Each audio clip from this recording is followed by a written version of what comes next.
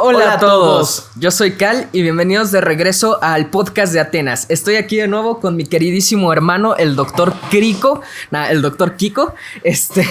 Hola a todos. Queremos decir un pequeño disclaimer. Ah, sí, una desambiguación. Desambiguación, para que no sea ambiguo. Hola a todos.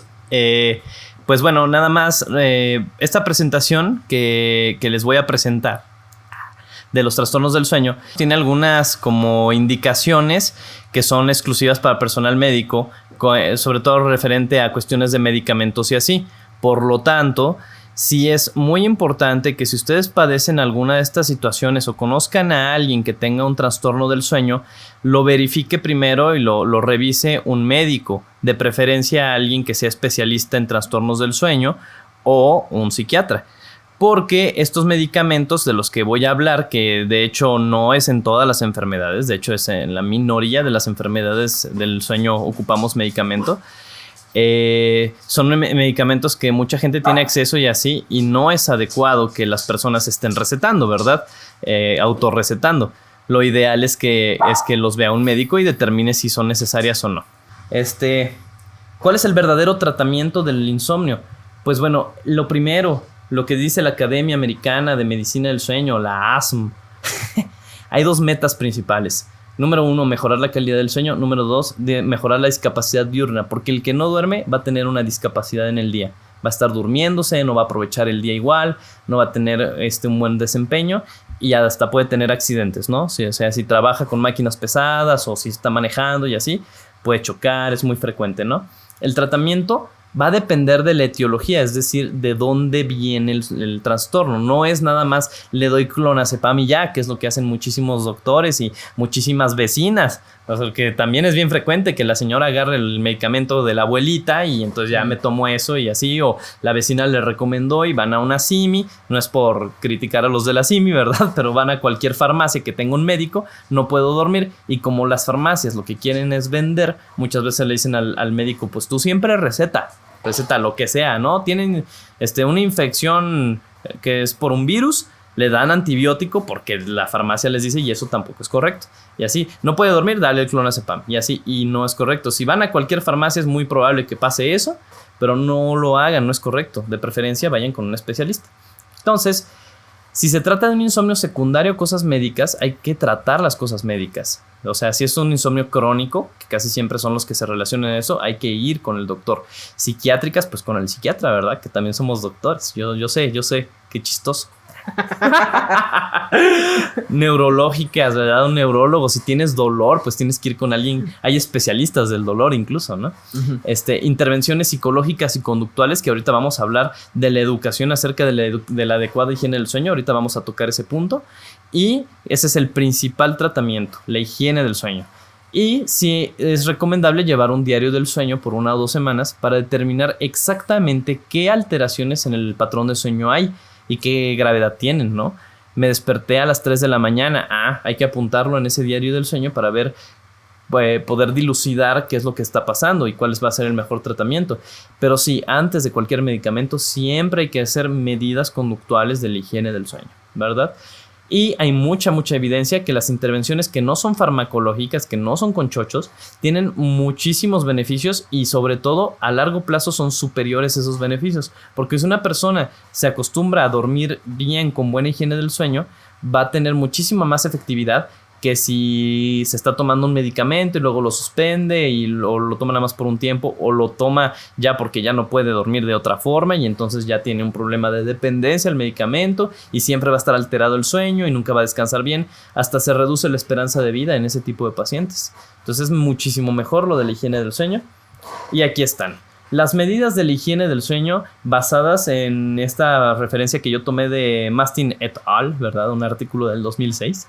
Son, número 1, evitar realizar siestas prolongadas mayores de 1 hora durante el día. Esto ya cambió, ya actualmente son mayores a 20 minutos. Las siestas no son adecuadas. Tenemos la idea errónea de que eso está bien y que para descansar y que los viejitos muchas veces toman siestas. Eso en los viejitos creo que depende del autor, pero hay quien dice que no hay tanta bronca. pero la verdad es que las siestas no están indicadas, o sea, no tenemos por qué tomar siestas, ¿verdad? Se recomienda siempre acostarse a dormir a una misma hora todos los días. En estudiantes esto es dificilísimo, ¿verdad? Sobre todo si son, o en personas que tienen trabajos en la noche y que les están cambiando los turnos, o personas que hacen guardias en algún lugar y así. Sí. Súper difícil, pero de preferencia, ¿no? ¿Sabes cuándo veo yo que se les complica más a veces a los estudiantes? En fin de semana. Sí, ese es un problemón. Sí. Porque luego llega el fin de semana, te vas a la fiesta, regresas a las 4 de la mañana. No que me haya pasado a mí me contaron. Sí, uno no se pregunta por qué los lunes llegan acabadísimos los alumnos. Yo siento que descansan menos. Sí. En fin de semana que entre semana. Sí, se descansan. O en vacaciones, ¿no? Regresan de las vacaciones y regresan, pero fregadísimos, ¿no? Porque se la pasaron de fiesta. Y digo, no es que no vayan a la fiesta, pero sí desbalancea un poquito el horario. Y luego pasa este ciclo vicioso de que el fin de semana pues se van y todo, y el lunes están bien acabados, se toman una siesta, y entonces en la noche del lunes ya no pueden dormir porque se echaron la siesta. Sí. Y así, y más o menos para el viernes ya se regularon y otra vez. Y entonces es un problemón, ¿no? Sí. Y todas las cuestiones negativas que eso influye, porque alteraciones en la concentración, en la atención, en el aprendizaje. Una persona que no duerme, es otra función muy importante del sueño, consolidar el aprendizaje. El aprendizaje se mantiene en la memoria a corto plazo, que digamos que es el RAM, ¿verdad? Que es el hipotálamo, el hipocampo. El hipocampo se llama así porque parece caballito, parece caballito de mar. Y es una parte del cerebro que está aquí más o menos en medio, ¿no? En el lóbulo temporal, y entonces es como un cuernito. Y ese almacena todas las memorias a corto plazo, y lo importante y que se repite y otras cosas que a lo mejor luego valdría la pena ver como un poquito de la neurología del aprendizaje. Sí, ¿verdad? Estaría súper chido. Estaría chido para Te ver. invito para el siguiente. Sí, con todo gusto. Si esto llega a 1000 likes, 1000 likes es imposible para mí en este momento. 10,000 likes. Si ni siquiera 1000 likes, a 10,000 likes lo hacemos. Sí, porque si no eso va a ser imposible. Seguramente lo vamos a hacer de todas formas. Sí, estaría muy chido. La neurología del aprendizaje es bien padrísimo. Es padrísimo lo de neuroplasticidad y por qué las técnicas de aprendizaje funcionan como funcionan. ¿Por qué unas técnicas sí sirven y otras no? ¿Por qué la asociación es tan importante a un nivel neuronal? O sea, las neuronas que se asocian se conectan más por cuestiones padrísimas, que hay unos diagramas bien entendibles y bien digeribles y bien padres que explican todo eso. Pero si no duermes, no se consolida la memoria a largo plazo, por más que hagas técnicas de aprendizaje. No se consolida. La memoria a largo plazo está en la corteza cerebral y se va ahí. Haz de cuenta que en el sueño, cuando uno está dormido, el cerebro dice, a ver, ¿qué neuronas se activaron más? Estas. Ok, ¿se asociaron? Sí. Ok, vamos a darles más peso, vamos a pasarlas y vamos a generar una huella mnémica, como de memoria, ¿verdad? Okay. En la corteza. Y entonces esa conexión reforzada se activa más frecuentemente, ¿va? Porque se abre el canal. Y se amplían las conexiones, le salen patitas a las neuronas. Es padrísimo eso. Entonces, bueno, si no duermes, el cerebro dice, no podemos hacer eso. No tenemos neurotransmisores ni energía para hacer eso. Tenemos que limpiar. Apenas estamos limpiando y ni siquiera... O sea, es como querer estudiar y tu cuarto está todo regado y sucio. Luego hay gente que sí lo puede hacer, pero el cerebro no. El cerebro dice, primero limpio y luego aprendo, ¿verdad? Entonces sí, no se consolida bien. Me imagino que a lo mejor tienes que poner los aprendizajes, o sea, en la metáfora, poner los aprendizajes en ciertos lugares, pero si está todo lleno de porquerías, pues no puedes ponerlos. Totalmente, exacto. Esa es la analogía precisamente. Y tienes que conectar los cables entre un libro y el otro, digamos, y no puedes porque está lleno de basura, ¿verdad?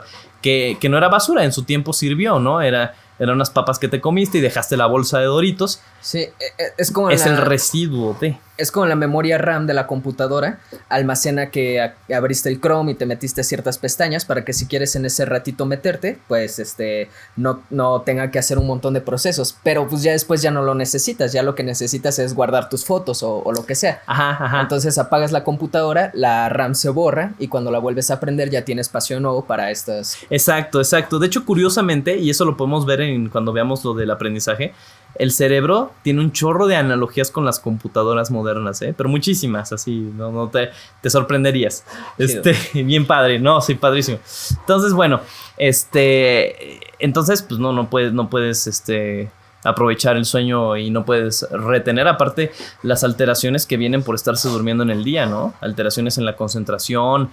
Una persona, para poder aprender algo, necesitas estar atento. Una persona que no mantiene la concentración el suficiente tiempo, no le da tiempo al hipocampo de registrarlo ni siquiera. O sea, ni siquiera entra a memoria de corto plazo. Entonces, ¿por qué? Porque estás durmiéndote, ¿no? Entonces, eso de que puedes aprender mientras estás dormido y así, eso es un mitototote. Eso de que te pones en el sueño. Yo sé, lo siento, perdónenme. Pero el capítulo de Dexter. Sí, el capítulo. Omelette du fromage. El que entienda esa referencia, por favor, pónganlo en los comentarios. Sí. Se van a ganar mi respeto y admiración.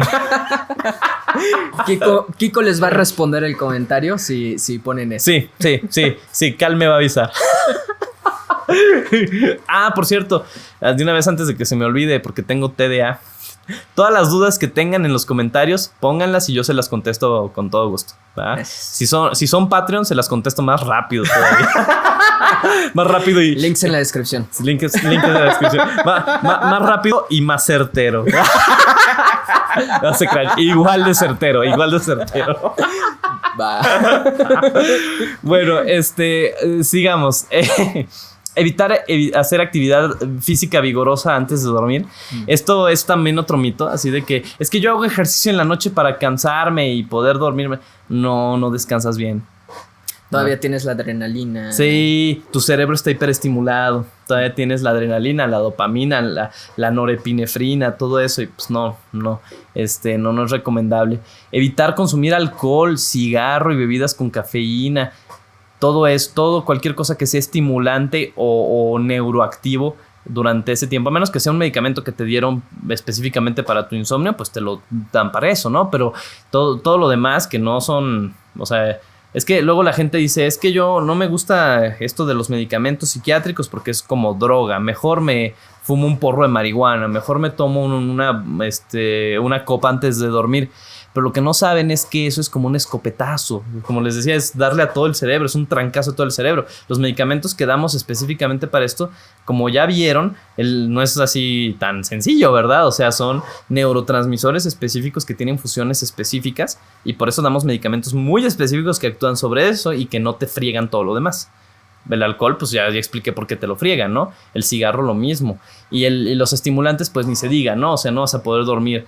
Ahora, si tu objetivo es no dormir, ¿verdad? De que estás estudiando y todo eso, que les repito, no les recomiendo desvelarse para estudiar, es mala idea. Por dos razones principales. La primera, probablemente no van a aprender tanto y les va a ir mal. Y la segunda es que todo lo que aprendan se les va a olvidar, porque solo se queda en RAM.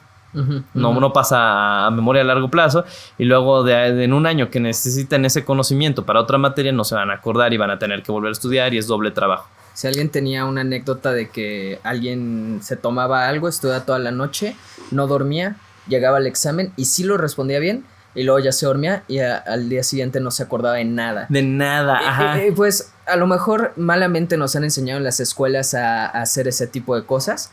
Pero obviamente eso es lo que uno no se quiere llevar de la escuela, uno se quiere llevar los conocimientos, no nada más la calificación, ajá. Es una consecuencia de un tipo muy específico de mediocridad.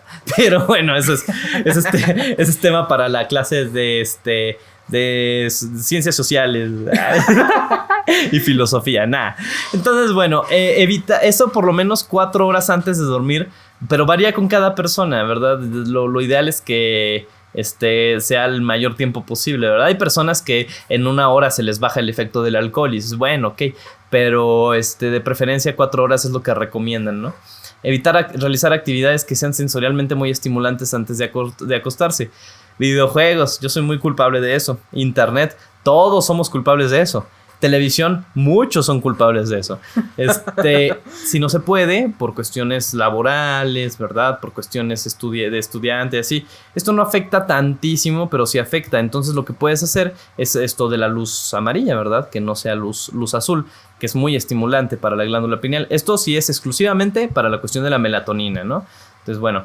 Aquí esta sí se me da risa porque evitar acostarse si se está estresado, ansioso, enojado y preocupado. Ah, no, ese es como el meme este de ya no estés ansioso. Ay, no manches, no se me había ocurrido. Qué bueno. No te preocupes. No te preocupes. Pues ya. O sea, enfermedad mental curada, ¿no? Así ya estoy sano. No, bueno, si tienes un problema de una enfermedad mental, pues hay que ir con un especialista, ¿verdad? Ya sea el psicólogo o el psiquiatra, dependiendo de lo que comentábamos la vez pasada. Pero sí es muy, o sea, hay muchas técnicas de relajación. Yo les recomiendo mucho, hay videos de meditación de tipo mindfulness, que a mí es lo que en lo personal se me hacen más adecuados y tienen muy buena evidencia y sirven mucho. El enfoque mindfulness es el estar en el aquí y el ahora, ¿no? Y sobre todo como que anclarte en el presente, relajarte de esa forma, porque muchas cosas que nos causan ansiedad son o preocupaciones por el futuro o preocupaciones por el pasado, ¿verdad? De cosas que pasaron y culpas no manejadas, duelos no trabajados, etcétera. Entonces todo eso, pues, pero sí, si tienes un problema, de preferencia hay que hacer eso y atenderse, y si no, pues alguna técnica de relajación puede servir. Si hay quien dice, no, pues es que me tomo el té de 7 flores. El té de 7 flores, el té de azahar y todos estos tés de 12 flores, shalala, sí tienen cosas farmacológicas que ayudan a poder dormir, pero no son cosas adictivas, no que yo sepa. O sea, no he leído nada, no se ha demostrado ni un beneficio ni una cuestión negativa, pero hay personas que les sirve mucho y los relaja. A veces nada más por el puro efecto placebo, de tomarse algo así calientito y así. Entonces, si eso te sirve, pues hazlo, ¿no? Y así. Bueno, te relaja. No usar la cama para otras actividades. Miren, esto es bien controversial porque si vas con alguien del sueño te va a decir, la cama es para dormir. Casi ellos dirían que no tuvieras sexo en la cama. Nosotros decimos que la cama es para dormir y para tener sexo, pero no para otra cosa, ¿verdad? No, leer en la cama no es buena idea, aparte de que te acostumbras a que leerte de sueño y luego ya no quieres lo que dice, ¿verdad? La cuestión esto de Jim Quick y todas las cuestiones del aprendizaje. Bueno, varios profesores que nos han enseñado de la lectura, ¿verdad? Que no debes leer mientras estás en la cama, porque luego hay gente que dice, no, pues voy a leer un ratito para que me dé sueño. Sí, porque te aburres. ¿Para qué estás leyendo? ¿Verdad? Pero no es adecuado porque luego siempre que leas te vas a aburrir y te vas a dormir. ¿Ah? O porque a lo mejor el libro, estar en la lectura, lo distrae de las pantallas y la luz. Exacto, o sea, hay muchas explicaciones y factores confusores que podrían explicarlo. Sí. Pero te vas a acostumbrar y como ya dijimos, el aprendizaje tiene mucho que ver con la asociación y el aprendizaje es en gran medida inconsciente. O sea, el aprendizaje sobre todo de conductas. Entonces, si tú te vas a dormir, que diga, lees en la cama, según esto para dormirte, o lees en la cama en general o haces cualquier cosa en general en la cama, el cerebro va a asociar que la cama no es para dormir, sino para una serie de actividades y entonces por cuestiones asociativas, cognitivas, cuando te vayas a dormir, el cerebro no va a asociar directamente acostarse significa dormir y entonces puede que sea más difícil que entre en ese estado tanto psicológico como cognitivo o a nivel neuronal. ¿Por qué? Porque puede asociar voy a leer, voy a estudiar, voy a comer. Comer es malísima idea, es muy malo y hasta te puedes ahogar, ¿no? Trabajar, es decir, no usen la cama más que para dormir y tener sexo. Está bien. Dormir en una cama confortable, eso pues sí, ¿no? O sea, hay gente que puede dormir en cualquier lado, ¿verdad? Pero, no, acá los residentes de medicina, y cuando fuimos estudiantes de medicina, pues aprendimos a dormir en el suelo, parados, ¿no? En quirófano. No es cierto, no. En quirófano. Operando. No. Etcétera, ¿no? Bueno, de preferencia, si tu colchón es muy gacho, pues a lo mejor vale la pena cambiarlo, si es muy incómodo, si tu almohada no es la adecuada. Hay unas almohadas de hidrogel y cosas así muy cómodas, ¿no? No realizar trabajo importante minutos antes de irse a dormir. Trabajo, tareas, estudio, pues por lo mismo que ya dijimos. Evitar pensar sobre sus actividades del día, organizar plan. Es que no hay gente que se acostumbra a eso, de hacer su agenda y su lista y lo que va a hacer, pero en la cama o cuando ya está tratando de dormir. Eso tiene que hacerse, si lo quieres hacer al final del día está muy bien, pero no cuando ya te vas a ir a dormir. No asocies las dos cosas, ¿verdad? Y de preferencia, pues dormir en una habitación que tenga baja iluminación, poco ruido ambiental. Si los vecinos están haciendo mucho ruido, pues a lo mejor te puedes comprar unos tapones, ¿verdad? Para poder dormir adecuadamente, pero sí. Esto es lo que se tiene que hacer primero antes que cualquier tratamiento farmacológico. En cuanto a tratamiento farmacológico, como esto no va dirigido a doctores, por lo general, no voy a ahondar mucho, pero pues como les decía, pues hay una serie de medicamentos que nosotros podemos utilizar en los casos que lo requieran y que no hayan respondido a las medidas de higiene del sueño. Siempre primero medidas de higiene del sueño y valorar. Si no jala eso, pues hay muchas alternativas, pero hay que hacerlo con un especialista, ¿verdad? Ahorita hay unos medicamentos nuevos que no son adictivos y que generan un sueño reparador, ¿verdad? Como estos nuevos del Stilnox y así, pero siempre que se los recete un médico. Como les digo, no me voy a meter mucho en esto. Otros medicamentos, ¿verdad? Que tenemos a la disposición, que son diferentes a estos otros que les decía, pues hay unos que son que originalmente eran medicamentos para las alergias, ¿verdad? Y entonces ahora los utilizamos para dormir porque no eran tan buenos para las alergias, pero eran muy buenos para dormir a la gente. Entonces, y no tienen tantas alteraciones, ¿verdad? Obviamente siempre, como les digo, esto se trata de que sea por un tiempo corto y siempre tratando la causa. Si la razón es un trastorno de ansiedad, pues tratamos la causa, el trastorno de ansiedad.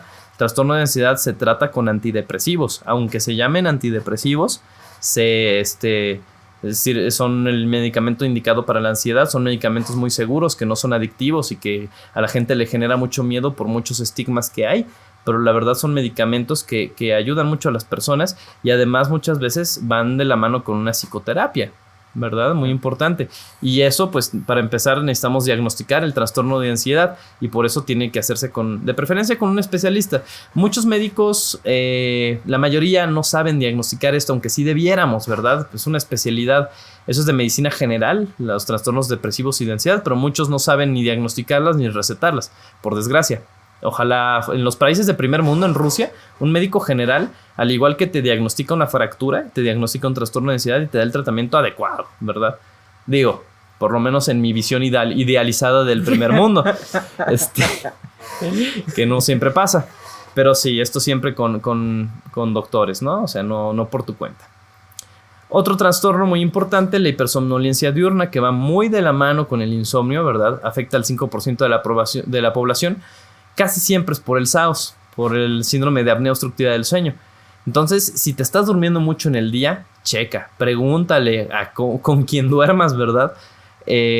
Oye, ronco, me quedo a veces sin ¿cómo se llama? Sin respirar, ¿no? Y sí, pues ese tipo de cosas hay que tratarlas con el especialista, que les digo que sí la podemos tratar nosotros, pero de preferencia el otorrino, porque el otorrinolaringólogo te va a poder hacer otro tipo de estudios. Casi siempre eso se tiene que diagnosticar con una cosa que se llama polisomnografía, que es un estudio muy complejo que a veces suele ser caro, pero muchas veces, cuando está indicado vale la pena, que te diagnostica este tipo de trastornos del sueño por cuestiones estructurales, ¿verdad? A veces estos doctores hacen estudios de imagen, radiografías, tomografías para ver realmente cuánto mide tu vía aérea y otras cosas, y a veces se necesita cirugía, cuando son muy graves, cuando son personas de cuello muy muy muy corto o que tienen obesidad muy severa y que no van a poder bajar de peso a tiempo y así, pues muchas veces, bueno, no muchas veces, pero en algunas ocasiones hasta que hay que operar para abrir un poquito esa vía aérea, ¿no? Y eso pues sí. Otro tipo de hipersomnolencia diurna son las hipersomnolencias primarias, o sea, de alteraciones propias del cerebro que te disparan los centros del dormir a destiempo y te duermes, ¿no? Pero lo más frecuente en realidad es que sea secundaria a que no duermes bien, a que tienes malos hábitos de higiene del sueño, a que ya te acostumbraste tanto a tomar café que siempre necesitas café y el día que no te lo tomas vales queso y así, ¿no? Pero y siempre hay que descartar una causa primaria que son cosas más graves, ¿no? Narcolepsia, cuestiones cerebrales, etc. De la narcolepsia, pues bueno, es un trastorno cerebral, no es tan frecuente, Pero sí, bueno, ahí dice frecuente e incapacitante, ¿verdad? Es más frecuente que otras cosas, pero tampoco es tan frecuente. Yo he visto como 2 pacientes con narcolepsia.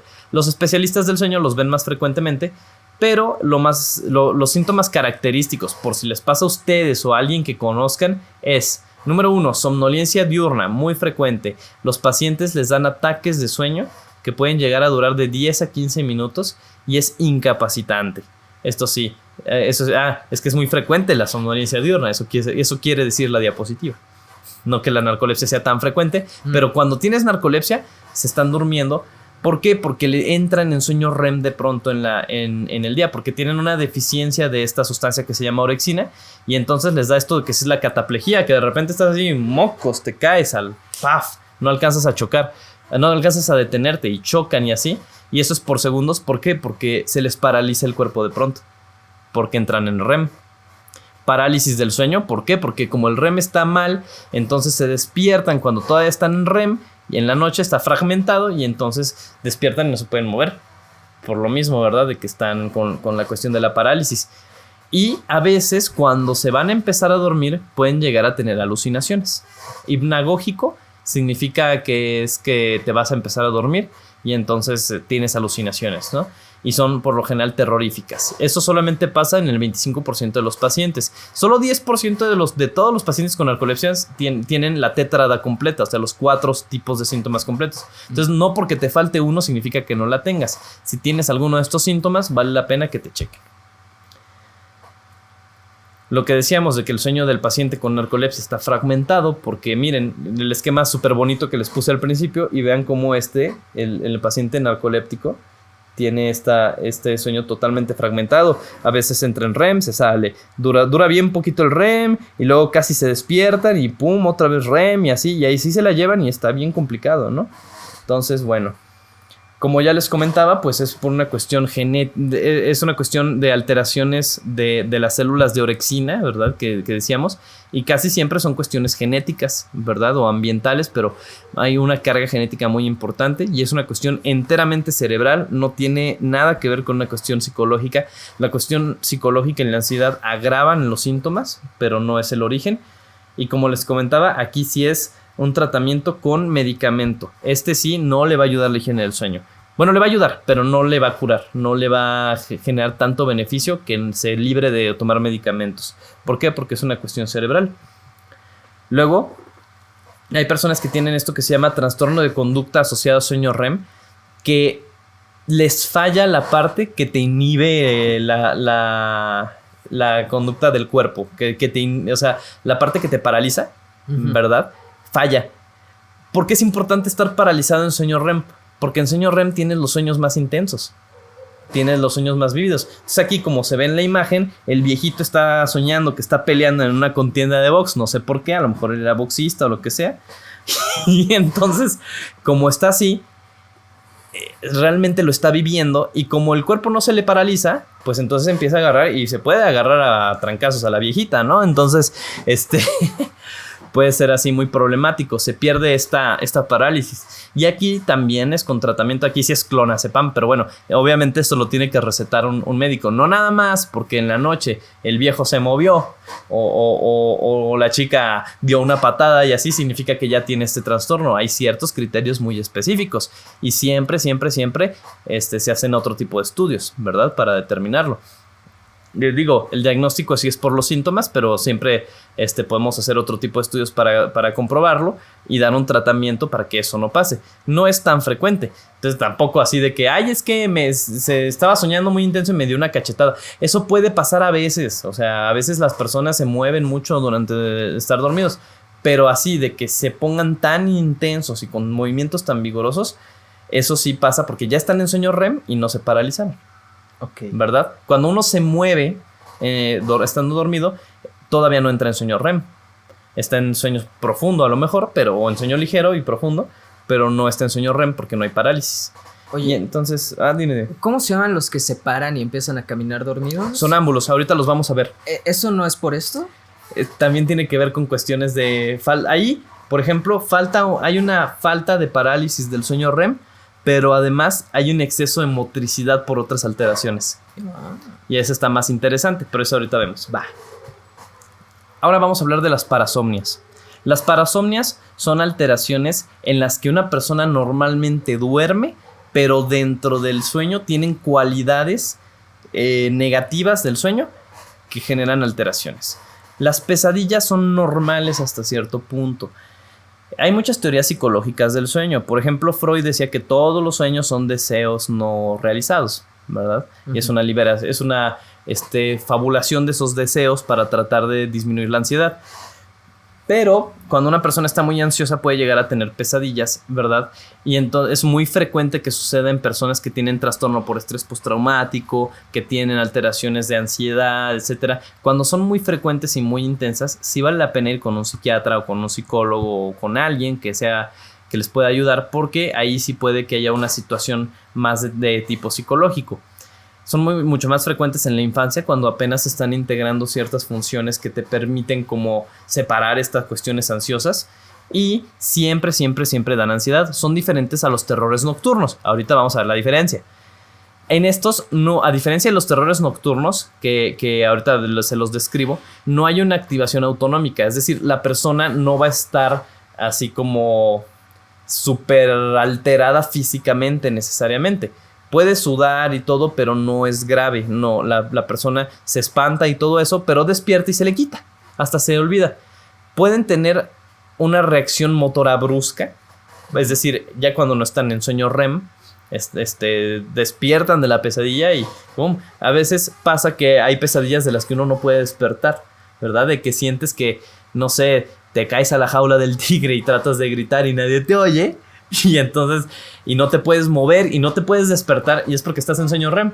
Ajá. Pero pasa un ratito y entonces ya te sales de sueño REM y ya cuando entras a sueño no REM, ya te despiertas, ¿no? Ok. Sí. Perdón, parece... Parece chiste, pero es anécdota. Parece chiste, pero es anécdota, ¿no? Bueno, en este tipo de alteraciones sí hay un contacto normal con la realidad una vez que uno despierta, ¿verdad? Y casi siempre son sueños, las pesadillas tienen que ver con amenazas inmediatas. Por ejemplo, tienes un examen muy importante, entonces eso para ti representa una amenaza porque estás muy ansioso por el examen, y entonces te sueñas que repruebas el examen, o sueñas que llegas desnudo a la escuela, o sueñas, no sé, ¿verdad? Y te despiertas. Y así, ese tipo de cosas. La ansiedad desaparece rápidamente después de despertar, ya que te das cuenta que no pasó, ya descansas. Pero si son recurrentes, hay personas que pueden tener fobia a dormir. Y entonces tratan de evitar el sueño, y eso los altera más. Se desconoce así a ciencia cierta su origen, así como de una forma muy específica. Como te digo, son muchas teorías, pero como les decía, pues cuando estás preocupado son más frecuentes, entonces pueden ser indicativos de un trastorno de ansiedad. Ahora, los terrores nocturnos son otro boleto.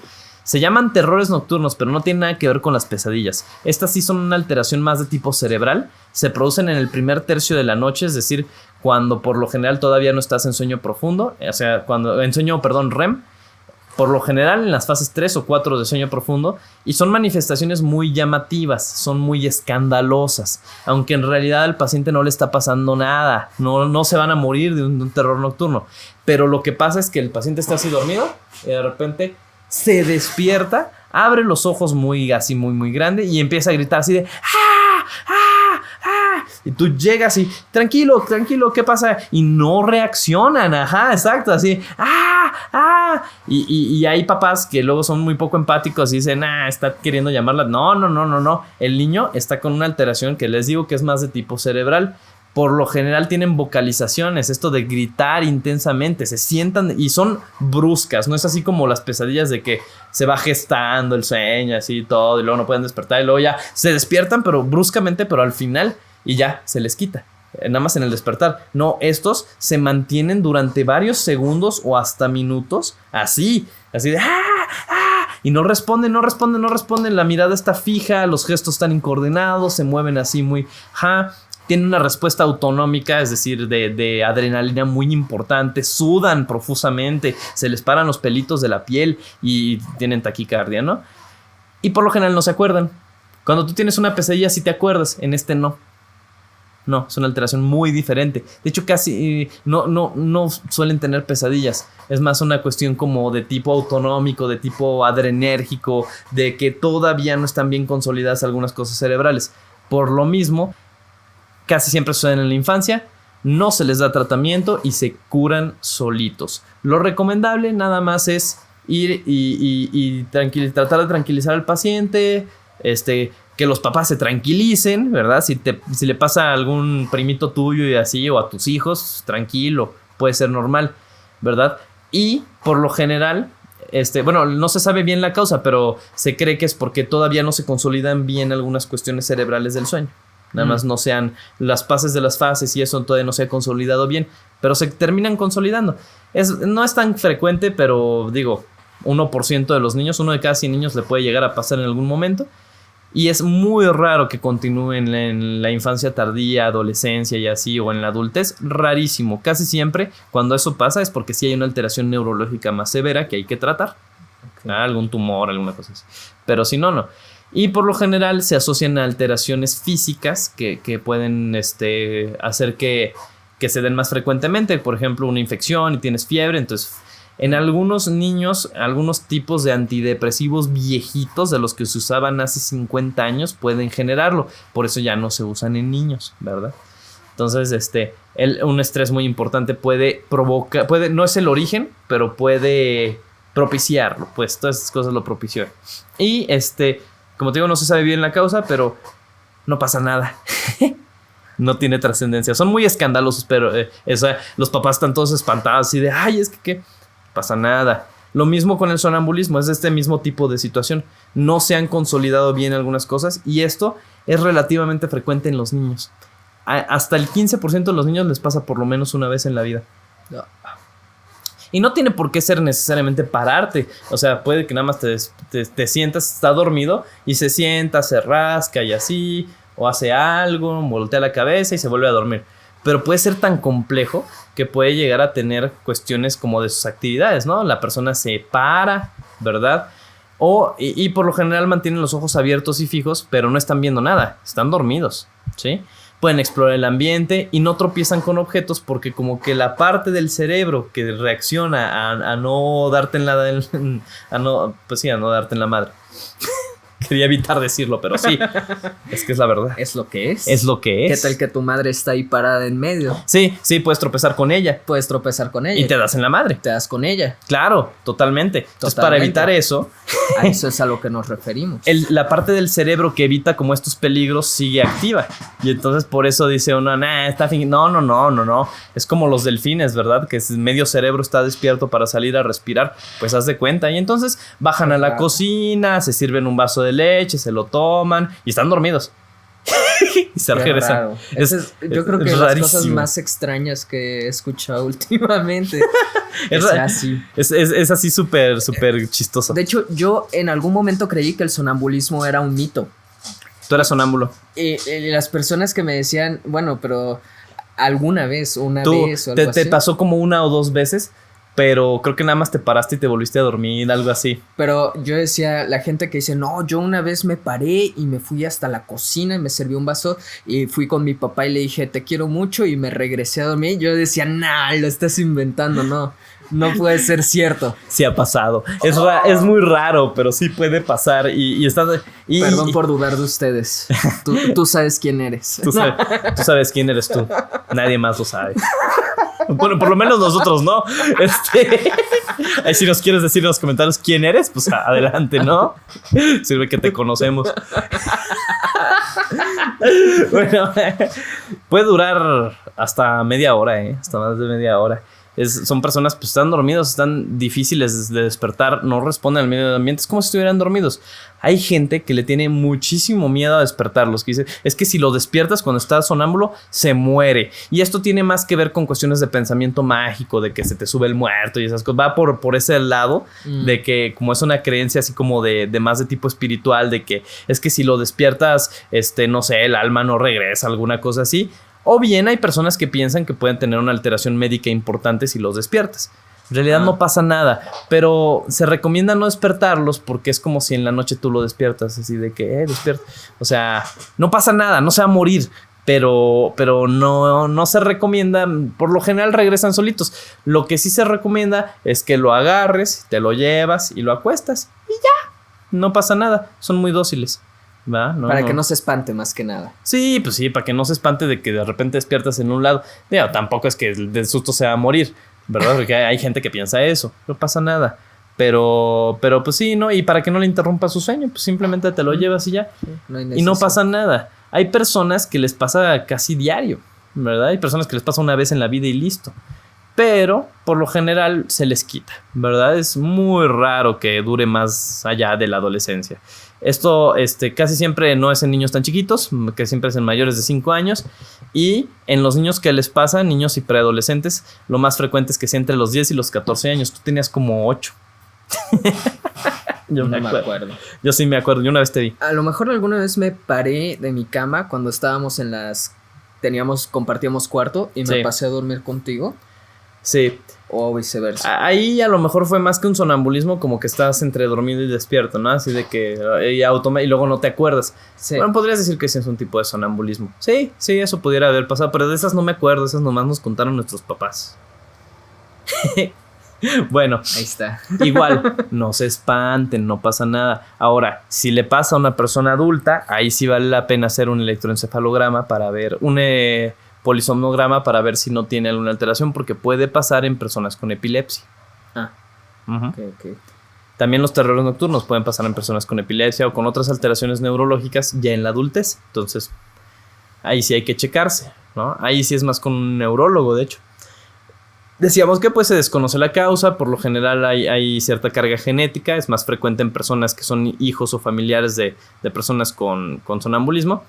Se asocian a veces a los terrores nocturnos o a que se hagan pipí en la noche. Aunque la principal causa de que el niño se haga pipí en la noche después de los 3 años, que más o menos 3-4 años es cuando se debe consolidar, a lo mucho, es ansiedad. Es ansiedad, una ansiedad bastante intensa. Entonces ahí siempre que el niño se haga pipí ya después de esa edad hay que irse a checar, ¿verdad? Y algunas hipótesis dicen que pues, pueden influir los factores emocionales, un retraso madurativo del cerebro, como decíamos. Pero que tenga un retraso madurativo del cerebro no significa retraso mental, ¿verdad? O discapacidad intelectual. No. Sino que por sus procesos normales anda un poco atrasado en algunas cosas. El sueño, como les decía, se consolida más o menos en los... Bueno, se termina de consolidar, pues sí, en la infancia mediana, ¿no? Como 3-4 años y así, pero tienes un proceso muy complejo de consolidación y entonces a veces pues se atora en algunas etapas, pero por lo general salen adelante y se les quita. Si no, pues ahí es cuando hay que checar. Y ya. De las pesadillas, bueno, lo que decíamos, que pueden ser normales en la infancia, pero si persisten o se vuelven incapacitantes, hay que ver que no tenga un trastorno de ansiedad. Casi siempre los pacientes con trastorno por estrés postraumático, que viven experiencias muy fuertes, un secuestro, un asalto, el asesinato de alguien que hayan presenciado, una cosa así severa, un abuso sexual, ¿verdad? Una violación, etcétera. Todas esas cosas que pasan y que la gente se queda ahora sí que traumada. Cuando es trastorno por estrés postraumático a un nivel clínico, ¿verdad? Hacer un diagnóstico uno de los síntomas principales son pesadillas. Y son pesadillas en las cuales reviven el evento, ¿verdad? Los otros 2 síntomas importantes son flashbacks, es decir, revivir el evento pero en el día, ¿verdad? Que de repente tienen ese flashback. Y conductas evitativas que asemejen una situación similar. Por ejemplo, si la persona la asaltaron en la calle de Carranza, pues entonces ya no va a ir a Carranza nunca. Y si la calle en la que está se parece mucho a Carranza o tiene un ambiente similar, le puede entrar mucho pánico y evitarla, ¿no? Ese tipo de cosas. Pero una cuestión muy, muy frecuente son las pesadillas y ahí hay que checar, ¿verdad? Hay muchas terapias psicológicas que pueden servir, la terapia cognitivo-conductual o en este tipo de trastornos, ¿verdad? Terapia de exposición, de que los van exponiendo poco a poco a estímulos similares para irlos desensibilizando. Eso puede servir en trastorno por estrés postraumático. Pero también... si son pesadillas por una cuestión de ansiedad, pues se tiene que tratar la ansiedad, ¿verdad? Aquí hay unos medicamentos ahí que vienen, pero bueno, siempre con una cuestión de que te vea un médico en caso de que esto se vuelva con las características que acabo de mencionar, ¿verdad? De esas cuestiones de gravedad.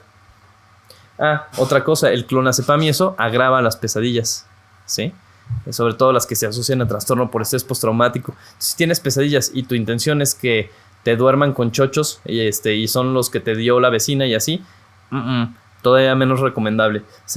Hay quien dice que graba las pesadillas a un nivel más profundo y entonces ya se te quedan más grabadas todavía, que las consolida según eso. Bueno, qué fuerte.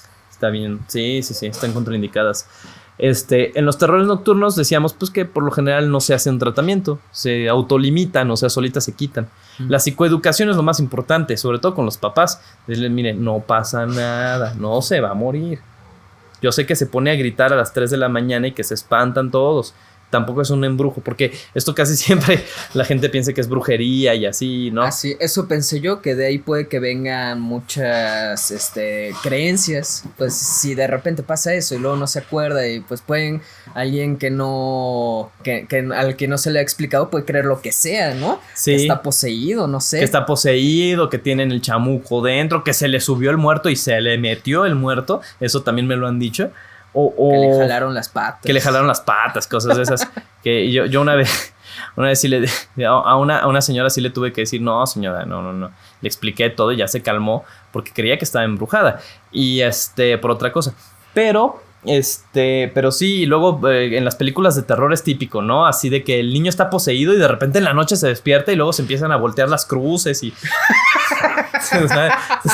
La gente se espanta un chorro y como se quedan con la mirada fija, ¿qué estás viendo? ¿Qué ves? No está viendo nada. Solamente se tienen la mirada fija y ya. Creen que está viendo un fantasma. Ajá, están, porque se quedan así de... Y entonces dicen, no, ¿qué hay ahí? Dime lo que hay ahí. Y empiezan a hacer Espíritu Santo y no sé qué. En el nombre. Y no es nada, es una cuestión neurológica.